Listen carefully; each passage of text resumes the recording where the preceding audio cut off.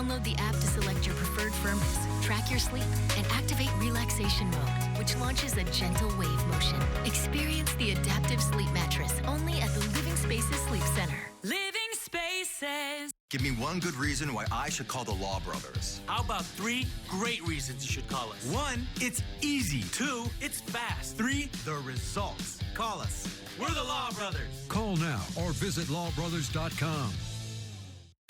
Watch Off the Clock today at 2 on KTLA 5. Good morning. I'm Eric Spielman. President Biden says he has decided how to respond to that drone strike that killed 3 U.S. service members in Jordan. He's also spoken to their families. The latest coming up. Good morning. I'm Frank Buckley. Authorities make a major bust involving millions of dollars worth of Nike products and prototypes where they found the stolen stash. Good morning. I'm Jessica Holmes. Some lawmakers in Sacramento are considering a law that requires social media platforms to make changes for underage users. What happens when you've been the Space Shuttle Endeavour and you decide to retire? This is what you do. You hang out at the brand new Samuel Ocean Air and Space Center. How this happened when we come back. Wow. And it's LZ in for Sammy Rubin. Now, riddle me this. Who was the most Googled Calvin Klein star in Southern California? I know you think you know who it is, but you don't. That answer coming up and so much more. There's a good question. Hey, good morning. There's hopefully no question in the weather forecast. Another bright, beautiful, sunny, warm day. Then things are going to be changing Wednesday night into Thursday. Storm number 1. That one could pick up some moisture from the atmospheric river and really give us a good downpour of rain. Then storm number 2 heading into Sunday and Monday. 69 for this afternoon. Coastal, downtown, we're looking for a high, another comfortable high of 77. Warm, San Fernando Valley, 80. 76, Orange County Inland. Inland Empire, 78. And High Desert, 70. Jessica, back to you.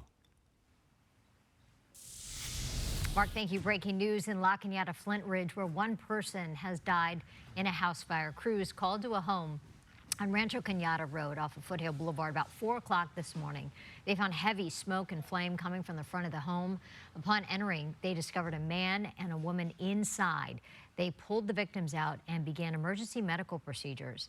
The man succumbed to his injuries, and the woman was transported to a hospital. Her condition is unknown at this time. Another man was able to flee the home and was treated for smoke inhalation. Cause of the fire is being investigated.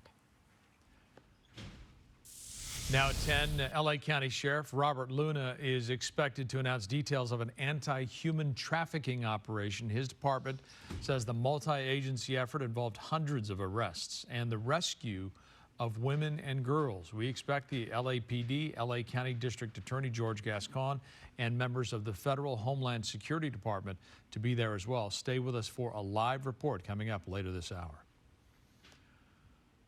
President Biden says he has made up his mind on the type of retaliation the U.S. will carry out for a deadly drone attack that killed 3 U.S. Army soldiers in Jordan. He made his comments this morning as he left the White House. He did not provide details. KTLA's Eric Spillman live in the newsroom with that story. Eric, good morning. Morning, Frank. This morning, the president spoke to the families of the 3 soldiers who were killed in that drone strike overseas. He plans to travel to Dover Air Force Base on Friday. That is when their remains will be brought back to this country. This morning, there are questions about how the attack could have happened in the first place. How did an enemy drone launched by a militant group backed by Iran manage to get through U.S. air defenses? Why wasn't it shot down? Pentagon officials blame confusion and human error. They say as the hostile drone was approaching the U.S. base in Jordan, an American drone was returning to the base at the exact same time. That's why there was no attempt to shoot it down. 3 U.S. soldiers were killed in the attack. They were asleep in their beds at the time. A retired Navy pilot tells News Nation the militants who sent the drone took advantage of a communications breakdown.